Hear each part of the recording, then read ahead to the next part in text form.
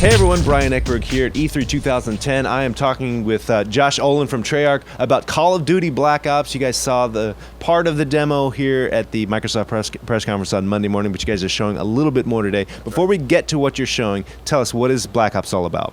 Black Ops is all about the deniable operations and these Black Ops special ops teams that were in action during the Cold War era.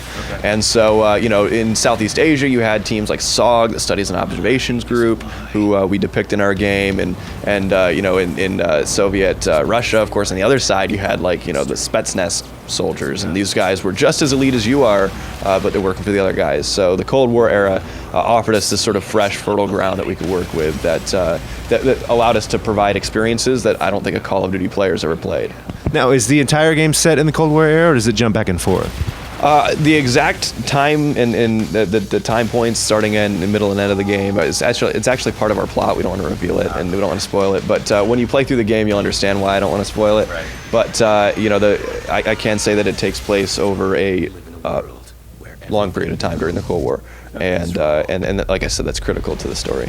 But one of the things you guys are doing that you guys have narrative, you have voice, some new things that maybe we haven't seen in a Treyarch Call of Duty game before. Can you talk about that? Yeah, so for the first time, you do have a voice, like you said, which, if you're going to be one of the best of the best, if you're going to be an elite SOG operative, you need to have your own personality and a character. You need to really feel like you're a badass. So you need to be able to talk, and you're going to be issuing commands. And if you're a Call of Duty fan, it is a bit different, because no longer are you just the foot soldier who's taking orders and running around and doing the objectives. Now you're the most important person on the battlefield. You can literally change the tides of war. So that's going to be a big difference that I think the players are going to meet up front. And then, that's just one of the elements that the Black Ops and the Cold War era has allowed us to go after, All right, well, let's talk about what you guys are showing. First of all, we have a level called WMD. Set the scene for us, what we're doing, and maybe some of the highlights. Yeah, so we showed you WMD. It takes place in Soviet Russia, behind enemy lines, deep behind enemy lines, up in the Ural Mountains.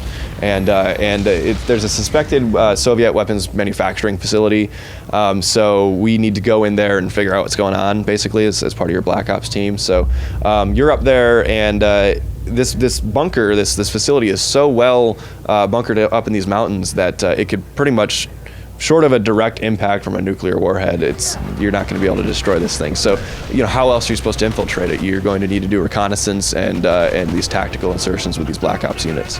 So, in the level, what you saw was you start off in the SR-71 suborbital jet. It's a recon plane. You're guiding your troops on the ground. You're bringing them through and keeping them out of harm's way and out of sight.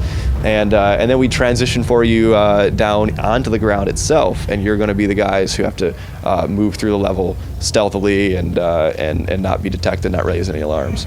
Now, heaven forbid an alarm does get raised.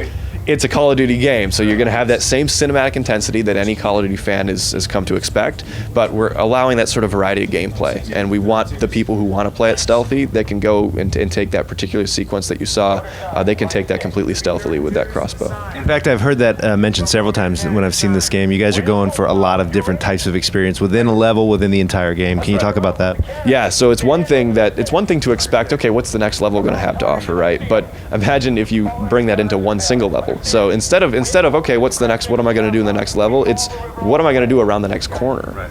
And so what WMD is a perfect example of that, because at the beginning you're in a plane, and then you're on the ground doing this like stealthy operation, and then you're doing these rappel breaching sequences, and then again you're stealthing it up again, and then an alarm gets raised and all hell breaks loose, and then holy shit, there's an avalanche, now what? And so it's now you're high altitude jumping, and that was just a portion of the level we showed you.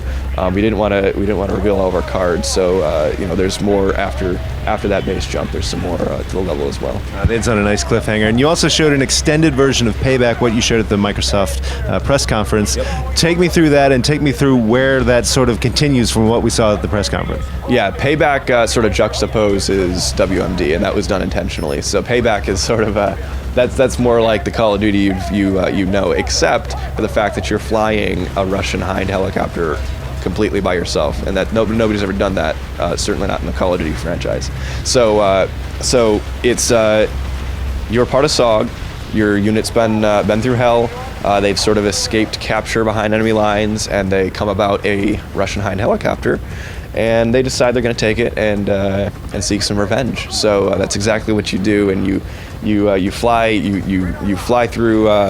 through these valleys. You're taking out various Vietnamese camps, and ultimately you're after one of the Russian antagonists in the game. His name's Kravchenko, and you're looking for him. So I don't want to spoil the story, though. There's still more to learn. Absolutely. Well, I wrote in my preview that level has the most per capita South American explosions in a video game I've ever seen. Yes, if you go through the level and you don't blow up every single building, I'm going to come find you and I'm going to smack you, because it's just too fun. Yeah, and I don't know if you guys could hear it, but those dull booms that were happening behind me, those were explosions from the other room with Black Ops. So you guys you're really amping it up with the combat and all that good stuff, right?